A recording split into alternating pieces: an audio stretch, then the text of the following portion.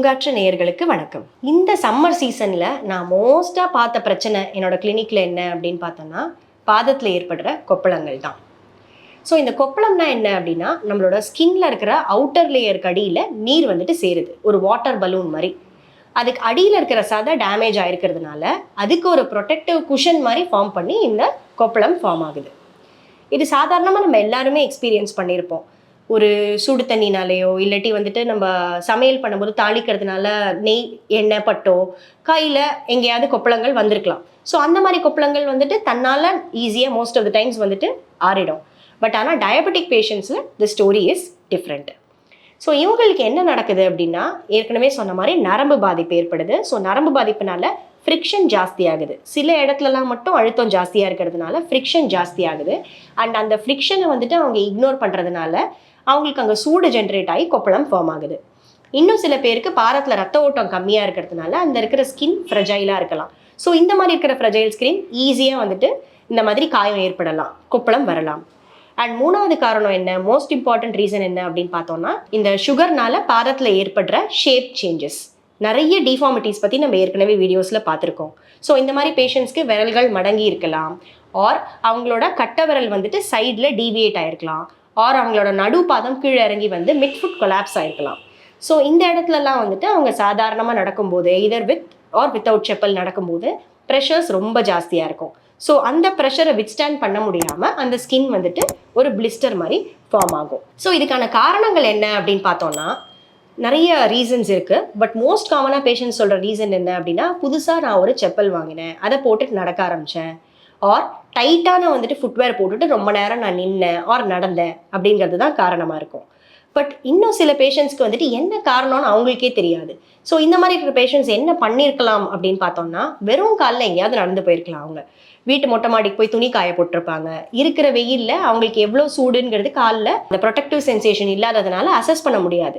So நம்ம normal sensation இருக்கிறவங்க கடகடான்னு ஓடி போய் செய்கிற வேலையை அவங்க நல்லா பொறுமையாக ரிலாக்ஸ்டாக அந்த சூடு தெரியாமல் போயிட்டு வரும்போது towards the end of the day அவங்க பார்க்கும்போது தான் கொப்பளம் நோட்டீஸ் பண்ணியிருப்பாங்க. ஸோ அவங்களுக்கு அவங்களோட மைண்டில் வந்துட்டு இது ஒரு விஷயமாகவே ரெஜிஸ்டர் ஆயிருக்காது. ஸோ இது ஒரு சாதாரண ஆக்டிவிட்டி தானே, ஸோ இது போய் எப்படி காஸ் பண்ணும் அப்படிங்கிற மாதிரி அவங்களுக்கு இருக்கலாம். இன்னும் சில பேர் என்ன பண்ணுவாங்க அப்படின்னா, பாதத்தில் ஏற்படுற வலிக்காகவோ இல்லை வீக்கத்துக்காகவோ இந்த ஹாட் வாட்டர் பேக் எல்லாம் வச்சு ஒத்தடம் கொடுத்துப்பாங்க. ஸோ அவங்களுக்கு அந்த சென்சேஷன் பர்சீவ் பண்ண முடியாது ப்ராப்பராக. ஸோ நமக்கு அது ரொம்ப சூடாக இருக்கலாம், நம்ம டக்குன்னு எடுத்துருவோம். பட் இவங்க வந்துட்டு நமக்கு எதமாக இருக்குது அப்படின்னு சொல்லிட்டு ரொம்ப நேரம் வைக்கிறதுனால இந்த மாதிரி பேர்ன்ஸ் ஏற்பட்டு கூட வந்துட்டு கொப்பளத்தோட நிறைய பேர் வந்தது உண்டு.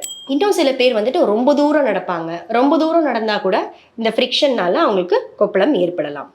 மோஸ்ட் ஆஃப் த டைம்ஸ் இவங்களுக்கு வந்துட்டு காரணம் என்ன அப்படிங்கிறதே தெரிய வராது. பட் சில பேஷண்ட்ஸால் மட்டும் ரெக்கலெக்ட் பண்ண முடியும், இந்த மாதிரி இருக்கலாம் அந்த மாதிரி இருக்கலாம் அப்படிங்கிற காரணத்தை அவங்களால யோசிக்க முடியும். ஸோ இது எங்கெல்லாம் வரலாம் அப்படின்னு பார்த்தோம்னா, விரல்களோட முனையில வரலாம். மோஸ்ட்டாக இந்த வந்துட்டு 5th டோவோட சைடு, அது கடைசி சின்ன விரலோட சைடில் வரலாம். ஏன்னா அங்கெல்லாம் தான் ஃப்ரிக்ஷன் ஜாஸ்தியாக இருக்கும். செப்பலுக்கும் பாதத்துக்கும் நடுவில் இருக்கிற உரசல்கள் ஜாஸ்தியாக இருக்கும். இல்லை முன்பாதத்தில் வரலாம், இல்லை கணுக்காலில் வரலாம். எனக்கு தெரிஞ்சே சில பேஷண்ட்ஸ் வந்துட்டு திருப்பதிக்கு போகிறேன் அப்படின்னு சொல்லிட்டு வெயில் தரையில் நடந்து போயோ இல்லாட்டி கோவிலில் வந்துட்டு சுற்றி வரும்போது வந்துட்டு அந்த சூடு தரையில் நடந்து வரும்போதோ இல்லை இதே மாதிரி வெயிலில் வாசலில் போய் வேறு கிடையாது பேசுறது, இந்த மாதிரி பேர்ன்ஸ் ஏற்பட்டு அவங்களுக்கு கொப்பளம் வந்து ரொம்ப நாள் ஆற முடியாமல் கஷ்டப்பட்டுருக்காங்க. ஸோ இந்த மாதிரி கொப்பளம் வருது அப்படின்னா நம்ம என்னெல்லாம் பண்ணணும், என்னெல்லாம் பண்ணக்கூடாது? ஃபஸ்ட்டு அந்த மோஸ்ட் இம்பார்ட்டன்ட் விஷயம், நான் ஏற்கனவே சொன்ன மாதிரி எந்த இடத்துல எந்த பிரச்சனைனாலும் ஃபஸ்ட்டு அதை வாஷ் பண்ணி நீட்டாக கவர் பண்ணிடணும். நம்மளே வந்துட்டு ஒரு பின்னை வச்சோ இல்லை வந்துட்டு கையில் கிடைக்கிற ஒரு பிளேடை வச்சோ நம்ம நோண்டி பார்க்கலாம், உள்ளுக்குள்ளே என்ன மாதிரி இருக்குன்னு சொல்லிட்டு நம்ம பார்க்கலாம். இல்லை நம்மளே அதை வந்துட்டு அந்த நீரெல்லாம் வெளில எடுத்து விட்டுறலாம் அப்படின்னு சொல்லிட்டு அந்த முயற்சி எடுக்கக்கூடாது. ஏன்னா இது எதுவுமே ஸ்டெரைலாக இருக்க போகிறது கிடையாது, க்ளீனாக இருக்க போகிறது கிடையாது. ஸோ அதுவே வந்துட்டு ஒரு க்ளீனாக இருக்கிற லிக்விட்குள்ளே இன்ஃபெக்ஷனை காஸ் பண்ணி இன்ஃபெக்ஷன் மோசமாகிறதுக்கான வாய்ப்பு இருக்குது. ஸோ இந்த பிளிஸ்டருக்கு மேலே இருக்கிற ஸ்கின், அதாவது இந்த அவுட்டர் லேயருக்கு கீழே தான் இந்த நீர் சேருது. ஸோ அந்த கொப்பளத்துக்கு மேலே இருக்கிற தோல் வந்துட்டு அது வேஸ்டாக இருக்கும், that will become useless. So அந்த மாதிரி இருக்க ஒரு ஸ்கின்னுக்கு வந்துட்டு ஈஸியாக அது பிரேக் ஓப்பன் ஆகிடும். ஸோ அந்த மாதிரி பிரேக் ஓப்பன் ஆகிடுச்சு அப்படின்னா அவங்க அதை வந்துட்டு கண்டுக்காமல் நடந்துகிட்டே இருக்கும்போது என்ன ஆகும் அப்படின்னா, அந்த காயம் வந்துட்டு இன்ஃபெக்ஷனுக்கு எக்ஸ்போஸ் ஆகிறதுக்கோ இல்லை அதிகமான ப்ரெஷருக்கு எக்ஸ்போஸ் ஆகிறதுக்கோ அண்ட் அந்த சாதாரண ஒரு பிரச்சனை வந்துட்டு டீப்பர் ப்ராப்ளமாக ஆகிறதுக்கோ வாய்ப்புகள் இருக்குது.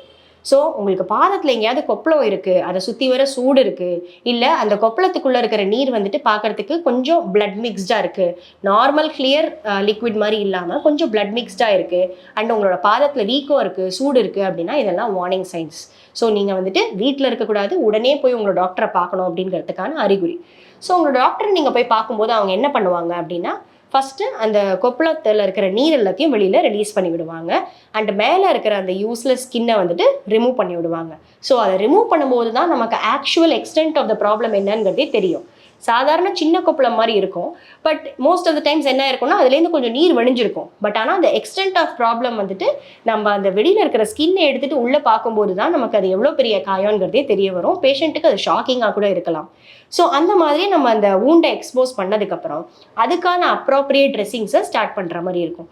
ஸோ அந்த அப்ராப்ரியேட் ட்ரெஸ்ஸிங்ஸை ஸ்டார்ட் பண்ணி பாதத்தில் வந்துட்டு ப்ரெஷர் போடாமல் இருந்தாலே அப்படின்னா மோஸ்ட் ஆஃப் த டைம்ஸ் இது ஒரு 2 to 3 வீக்ஸில் சரியாயிடும். அன்ஃபார்ச்சுனேட்லி இந்த பேஷண்ட்ஸ்க்கு ரத்த ஓட்ட குறைபாடு ஏதாவது இருக்குது அப்படின்னா அவங்களுக்கு புண்ணை ஆத்துறது ஒரு சேலஞ்சாக இருக்கலாம்.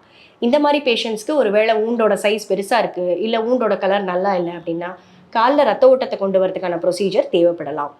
இன்னும் சில பேஷண்ட்ஸ்க்கு பெரிய கொப்பளம், பெரிய காயம் ஏற்படுறப்போ டிலே இன் வூண்ட் ஹீலிங் இருக்கும்போது சில சமயம் அவங்களோட தோலே வேற எங்கேருந்தாவது, அதாவது தொடையிலேருந்து எடுத்து ஸ்பிளிட் ஸ்கின் கிராஃப்டிங் அப்படிங்கிற ப்ரொசீஜர் பண்ணுறதுக்கான சுச்சுவேஷன் கூட வரலாம். அது மாதிரி கூட ஏற்படலாம். ஸோ ஒரு சாதாரண கொப்பளம் அப்படின்னு நினச்சிட்டு எந்த பிரச்சனையும் இக்னோர் பண்ணாதீங்க. அதனால் காம்ப்ளிகேஷன்ஸ் ஃபேஸ் பண்ண பேஷண்ட்ஸ் நிறைய பேர் இருக்காங்க. ஸோ உங்களுக்கு இந்த மாதிரி ஏதாவது கம்ப்ளைண்ட்ஸ் இருந்தது அப்படின்னா உடனே உங்களோட பாதநல நிபுணரை போய் பாருங்கள். இதை பற்றி உங்களுக்கு ஏதாவது டவுட்ஸ் இருந்ததுன்னா கமெண்ட் பண்ணுங்கள், நாங்கள் ஆன்சர் பண்ணுறதுக்கு ரெடியாக இருக்கோம். பூங்காற்று, இது நாளைய நல்வாழ்விற்கான வழிகாட்டி.